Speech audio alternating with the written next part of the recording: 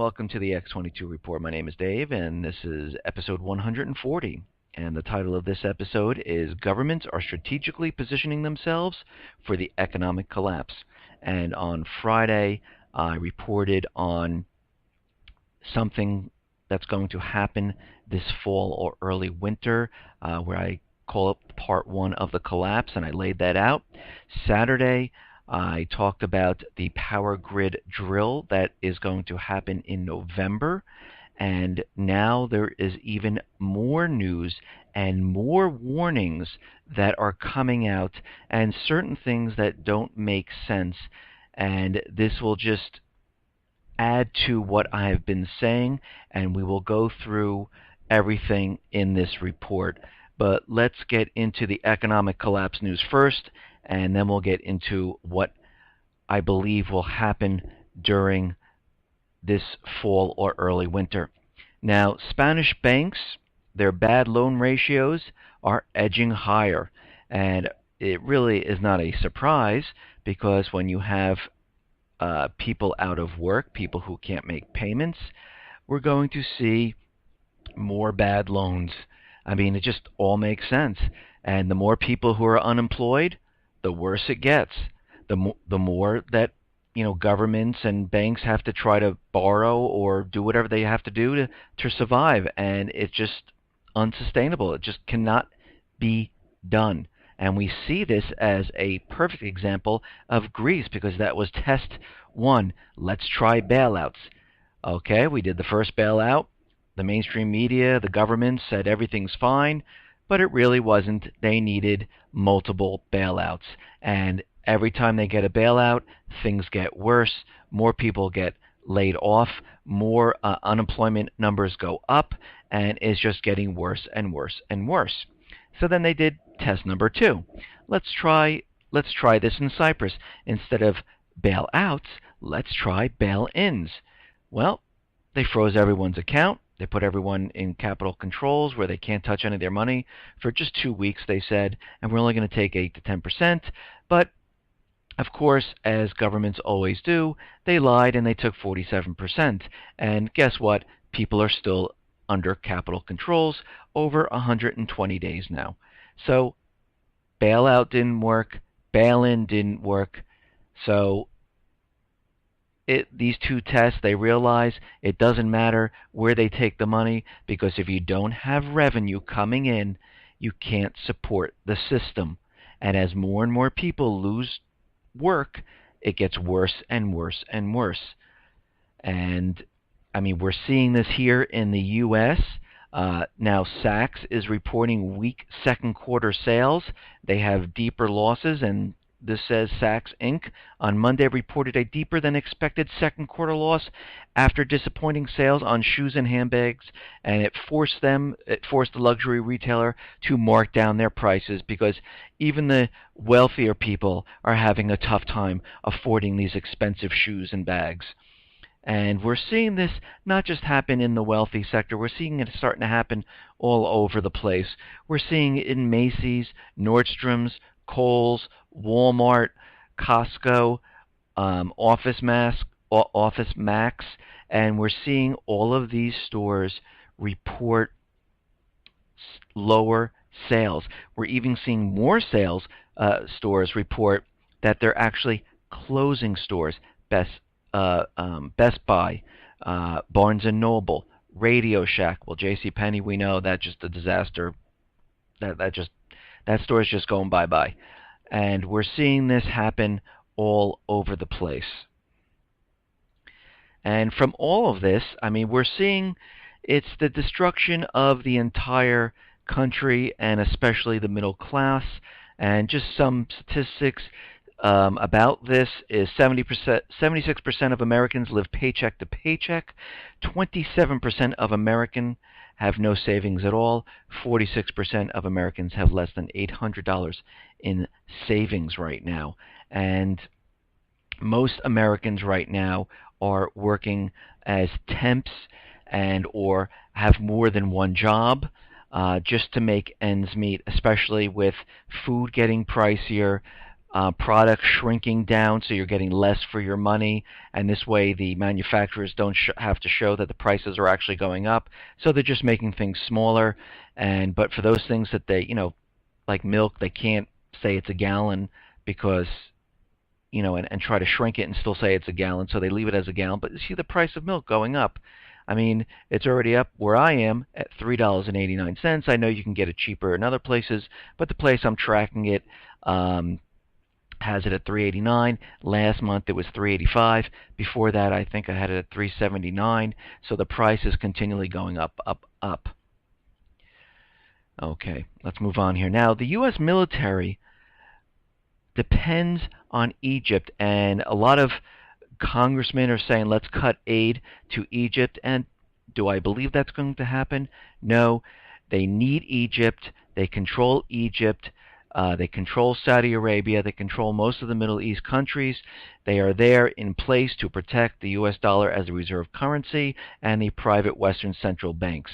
And they're just not going to cut off aid to Egypt. And this report says the U.S. military is heavily dependent on Egypt to move personnel and equipment to Afghanistan and around volatile parts of the Middle East, complicating U.S. efforts to place pressure on the Egyptian military in the wake of its violent crackdown on protesters. Egypt has been a cornerstone for the U.S. military presence in the Middle East. And about 35 to 45 U.S. Fifth Fleet naval ships pass through the Suez Canal annually, including carrier strike groups. And most of the time, Egypt has allowed U.S. warships to be expedited, which often means they get ahead of other ships and they're allowed to pass through. Why? Because the U.S. government controls Egypt. When you give a country billions of dollars, they'll do whatever you want them to do, just like Saudi Arabia. And this goes on to say, if Egypt cut off its airspace and canal access, the U.S. military would face heavier costs. And not just that, they control the military, they give them aid, and they protect the U.S. dollar, the oil, the private Western central bank, from being overrun and being done to it like what Iran and Syria has done, where they do not trade in the U.S. dollar. Now, Syria warns of new advances by Al-Qaeda, and we're hearing a lot about Al-Qaeda pushing and going into other areas like Beirut and bombing there to bring the fight back to Syria. And we see that Al-Qaeda is moving into Syria.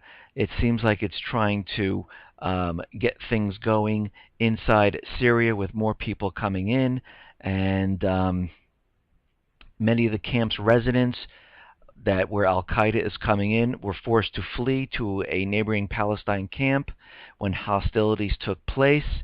And some of these Al-Qaeda are starting to preach their versions of the Quran, and at some point their gentle teachings become more aggressive and it gets out of hand. And it seems like this Al-Qaeda presence all throughout the Middle East. Of course, we know that the U.S. government had a terrorist threat about Al-Qaeda, and as we know, Al-Qaeda is a CIA-paid group, and so we pay Al-Qaeda to be terrorists.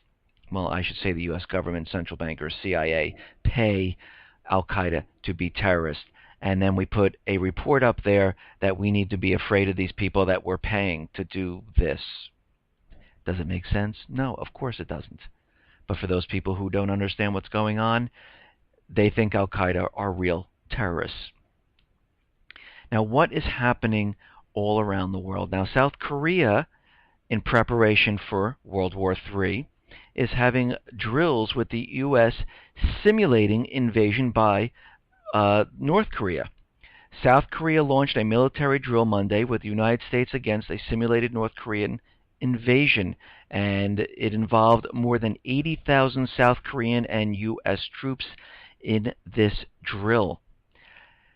Now, there was a report, and this goes to a couple reports that I did a while back, maybe maybe 4 or 5 reports back, where I reported on that the U.S. government was trading paid mercenaries to establish a no-fly zone in Syria with other countries. And I went down a whole list of saying how this was going to take place, and now we learn that the new CENTCOM underground war room is right by Syria, and it is put in place for the war in Syria. And Martin Dempsey, chairman of the U.S. Joint Chiefs of Staff, was in Amman this week to inaugurate the CENTCOM's Forward Command in Jordan, manned by 273 U.S. officers. And the place where it is secret. It's underground. And this installation is bomb and missile proof against a possible Syrian attack. The U.S. Air Force Command Section is in direct communication with the U.S., Israeli, Jordanian, and Saudi Air Force headquarters, ready for an order by President Barack Obama to impose a partial no-fly zone over Syrian airspace. This is going forward. There will be war in Syria. Russia has been training for this, has been doing drills, has placed missiles in Armenia, and has been modernizing the base there. They have ships, and we see that this is waiting for some type of an event. And General Dempsey says that this operation can continue well into next year or beyond, because again, Russia and China back Syria. So everything is in place for what is coming. Okay. Now, coming back to the U.S., Ray Kelly, who's in line to become, one of the people to become the head of DHS, is arguing about the stop and frisk policy, where he's saying that it is not unconstitutional, that it is avoided many crimes, and they stopped many crimes by doing this. And he's saying that we need to do this, and the officers have to violate the U.S. Constitution to make it safer for the people. And we see that the states that are on the verge of bankruptcy are implementing draconian laws. In New York, they have, if you believe a gun is illegal, report your neighbor. You receive $500. Even if you have no proof, they will start an investigation. They also have the gun confiscation that's going on now, where they're looking at medical records. Even though if someone has no history of crime, violence, or anything on their record, if they taking a medication or they have psychological, they visited a psychologist or psychiatrist, they are asking for their permit back and to get rid of their weapon, which is completely unconstitutional, and it violates the Second Amendment and many other rights in the Constitution. And we also see the stop and frisk, where they violate the Fourth Amendment, where they just stop people and they search them and take whatever you have on your person and remove it from you if they think it's suspicious. And there is no warrant, there's no probable cause. It's just like, hey, let's stop that person and frisk them, and let's see what they have on them. Now, in New Jersey, which is another state which is on the verge of bankruptcy, is also creating these draconian laws, especially for weapons. And Chris Christie came out the other day, and I reported on this, that they created a new law that you can't get a FID card to own a weapon if you're on the terrorist watch list. Now, The terrorist watch list, of course, is secret, so you don't know if you're on it or not. You can't get off of it. You can't see the list, and you don't know you're on it. But if you're on it, you can't get a weapon. So in reality, they can put anyone they want on there and just say nobody has weapons. To take this a step further, he wants to have an identification card for the purchase of all ammunition.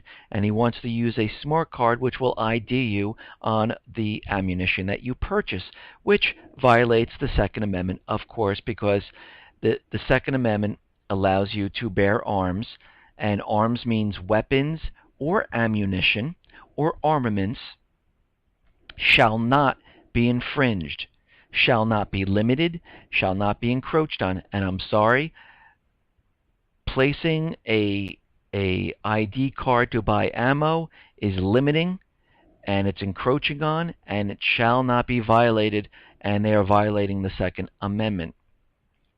Okay, now, Americans say that the oversight of the U.S. spying is inadequate. Well, of course it is.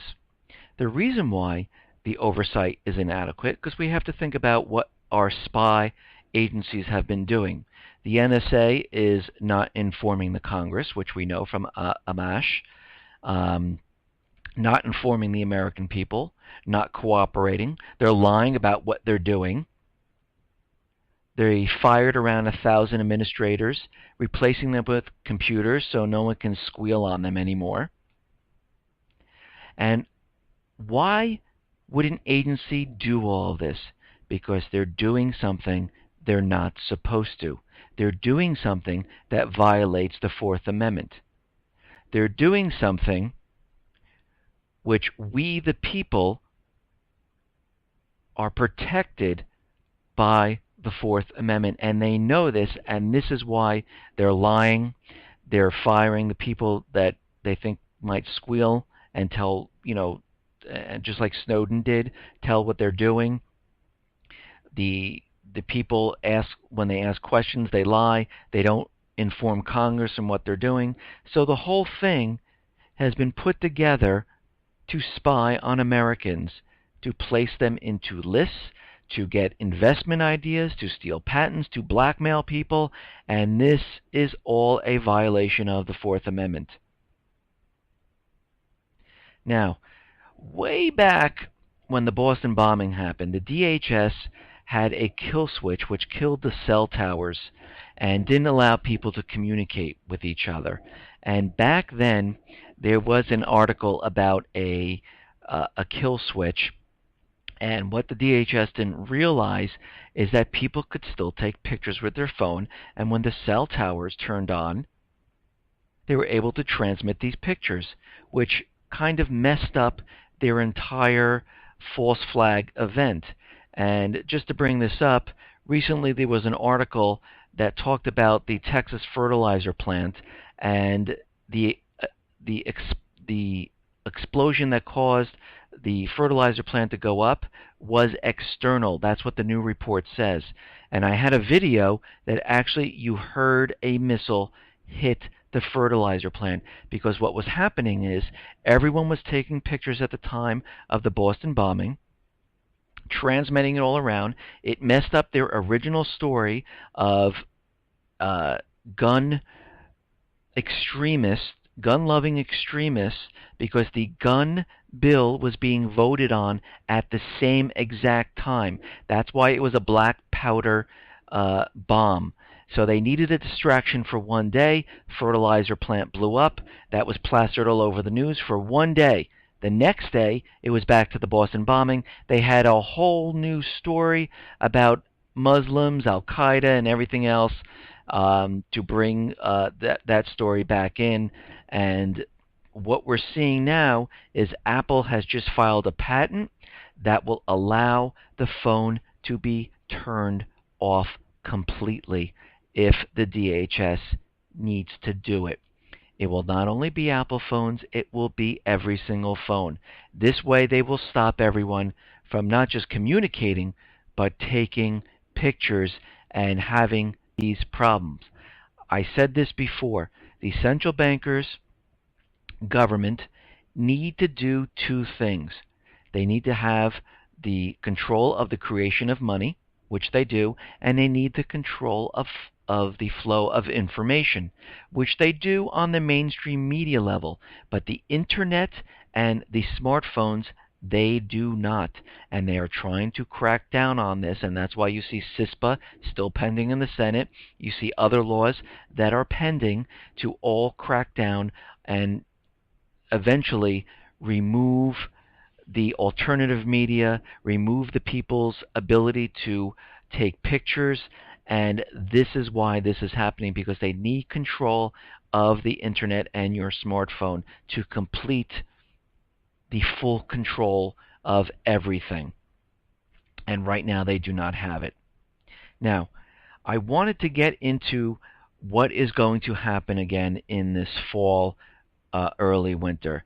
Now, we understand the Fed has just reached the $2 trillion of Treasury bonds on its books. And what this says here is that they, in August 7th, they own 1.99 trillion, and now they reached 2.001 trillion August 14th, 7 days later. And the breakdown, okay, the $2 trillion in Treasury securities now owned by the Fed equals 16.7% of the U.S. government's debt held by the public. Another $5.6 trillion in U.S. Treasury securities is owned by foreign entities. After the Fed, entities on mainland China are the largest owners of the U.S. government debt, holding only $1.27 trillion. And as we know, the Chinese are starting to unload their treasury bonds. Same thing with Japan, and other foreign nations are starting to unload their treasury bonds. But let's take this a step further and see what else is going on in the world that will lead up to this fall-winter Part 1 collapse. Now, the United States and Russia, now we know the United States and the Middle East countries make up OPEC, okay? And Russia produces about 653 billion cubic meters of gas in 2012, while the U.S. produced 651 billion cubic meters, making them the top two producers in the world. Now, paralleling the Organization of Petroleum Exporting Countries, OPEC, the New York Times calls it a gas OPEC. GECF is a bloc of countries whose mission is to fend off U.S. and Western power dominance of the global gas trade. There are 13 countries that make up the GECF, and these include Russia, Iran, Bolivia, Venezuela, Libya, Algeria, and others. So we have the Western central bankers owning OPEC, and then we have this bloc of countries, the GECF, and they're both fighting to be the dominant gas producers. And this is the new 21st century gas Cold War between U.S. and Russia. So we're seeing this start to happen here. And the other thing we're seeing now is, you know, we heard about the real estate, how it's doing so well and everything's going perfectly and the housing market is fantastic. Obama was on his campaign trail to let all the Americans know that the housing market is returning. But we know that mortgage applications have been falling. We know that the traffic to new construction, reported by D.R. Horton and others, have been falling. We are now seeing the sales of homes fall. We realize that most of the housing purchases are being purchased in cash, and those houses that are purchased are multi-family homes, and they are not single-family homes, and those homes are being purchased by hedge funds and other investment groups, and they are propping up the real estate market. and they're finding that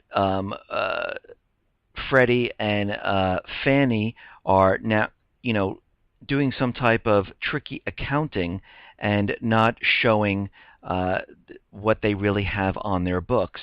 And this goes on to say that the tape will already actively being priced in, although certainly not fully, for a catalyst on when the untaper talk will start.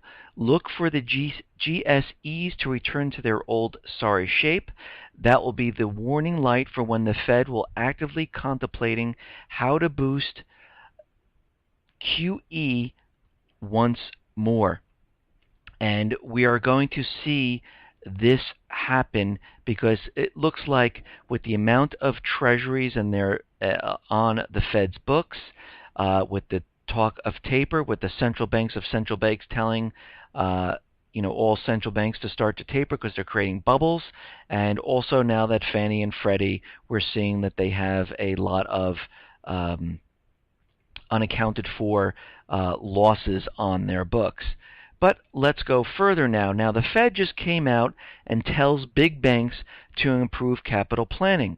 And this goes on to say that big banks must improve the way they determine how much capital they need to withstand any future crisis, the U.S. Federal Reserve said, citing observations from regulators' periodic testing on the bank health. And there are some banks that are not prepared, and also they don't go into what happens if interest rates rise, if there are bank runs, if the stock market drops 20 to 50%. They don't include that in their stress test on the banks. Now, the Al-Qaeda militants urges attacks on U.S. diplomats. An American Al-Qaeda militant has called for more attacks on Western diplomats in the Arab world, praising the killers of the U.S. ambassador in Libya on September 11th last year. Now, we are seeing this start to emerge. We know that the U.S. government started off the scare tactics with Al-Qaeda in the Middle East, where they shut down all the U.S. embassies, they got U.S. citizens out of the area, and they continued their drone strikes in Yemen. They are trying to maintain control in the Middle East, but they kept everyone scared and afraid. They put up a travel advisory up until the end of August. Now, Al-Qaeda now, there's news that they're targeting European rail networks, and this goes on to say that Al-Qaeda is plotting attacks on Europe's high-speed rail networks, and the extremist group could plant explosives on trains and tunnels or sabotage tracks and electrical cabling. Now, we have that right there. They are pushing the Al-Qaeda agenda forward. But let's move on a little bit more.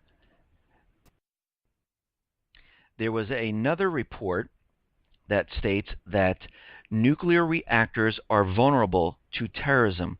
Now, there's about 107 nuclear reactors in the United States that are not protected from terrorist attacks, according to the Defense Department Commission report released Thursday. The report by the Nuclear Proliferation Prevention Project at the University of Texas warns that the current security required of civilian-operated reactors fails to safeguard against airplane attacks, rocket-propelled grenades, and more than small handful of attackers. And this goes on to say there are 104 nuclear power reactors and 3 research reactors, none of which are protected against a 9/11 style terrorist attack. Now keep that in mind, 9/11 style terrorist attack. And Alan J. Cooperman went on to say that this leaves U.S. nuclear facilities vulnerable to credible terrorist threats of theft of bomb-grade material and sabotage that could cause a massive meltdown and release of radiation. Okay, now we see Al-Qaeda in the Middle East. We had this huge warning all the way up to August 30th of travel advisory. They locked down the embassies. They're pushing Al-Qaeda throughout the Middle East, trying to bring the war into Syria. We have ships standing by outside of the Gulf of Aden in the Persian Gulf, 2 aircraft carriers and another warship. We also see that they have an underground bunker set up with 273 officers, 1,000 troops standing by, roughly around 3,000 paid mercenaries to go into Syria with other countries to establish a no-fly zone. We understand that Freddie and Fannie have been cooking the books, and they have much, much more losses than they're reporting. We understand that the Fed is buying up all the toxic real estate and monetizing the debt through treasury bonds, and they are $2 trillion worth of treasury bonds. Japan and China are dumping their treasury bonds at this time, and other foreign nations.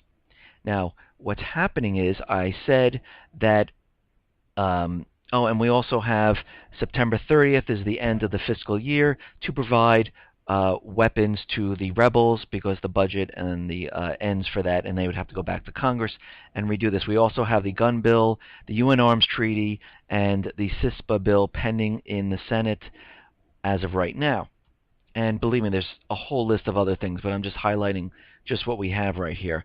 And I talked about cyber attacks. So we know that there's a New York power grid cyber attack drill taking place in November. That was reported by the New York Times, and we've seen that the Syrian Electronic Army has been cyber attacking CNN, Washington Post, and the U.S. government, along with the United Kingdom, European nations, Australia, Canada, and other places have also been reporting cyber attacks. And this has been going on for a year and a half, and they talked about, the power grid and the infrastructure, water, all susceptible to cyber attacks, and the grid would go down, and also that banks are susceptible to these cyber attacks, and the only nations that could do this are advanced nations like Syria, Iran, North Korea, Russia, and China. And just recently, New York Times went down the troll. They're saying it's human error, and what happened was they made an update to their servers and the backup servers at the same time, and the whole system went down. I'm sorry, that's just ridiculous.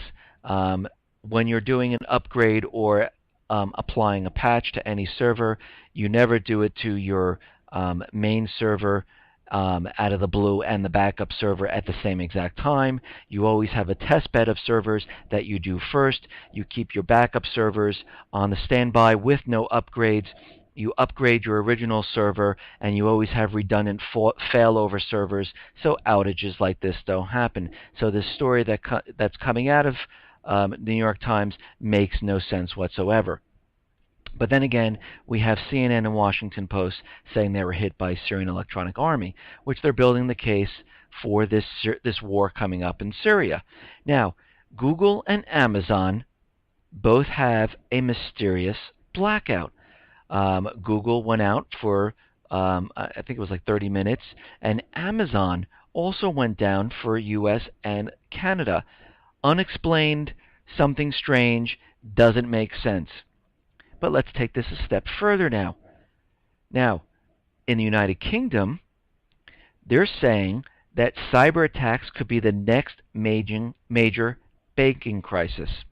A new report on the UK's banking sector warns that the next systemic shock could be in its inability to protect against a cyber attack. The next major crisis to affect the UK's banking sector could be cyber attacks, according to a new report. So, what they're saying is banks might be hit during a cyber attack, and this could spur off into a major financial crisis.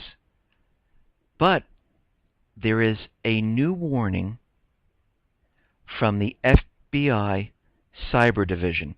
This was given to the private sector advisory, and this was from the FBI, and this plays into what is going to happen this fall with everything that I discussed in my episode which was on Friday, which was episode 138. And if you haven't heard that, you can play that.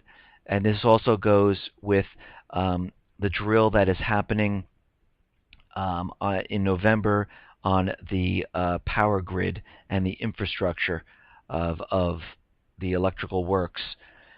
Now, the FBI, and I'll read this to you, the FBI's Cyber Division has issued a private sector advisory regarding a possible cyber-related threat to U.S.-based and foreign financial institution websites on or about September 11th, 2013. So what we're seeing here is everything building up for what is going to happen during this period. For those people who haven't at this time taken some money out of the bank, I would start to do it now. I discussed this in episode 138, that if you do not take your money out now, just like the people in Cyprus, when you wake up, you will not be able to.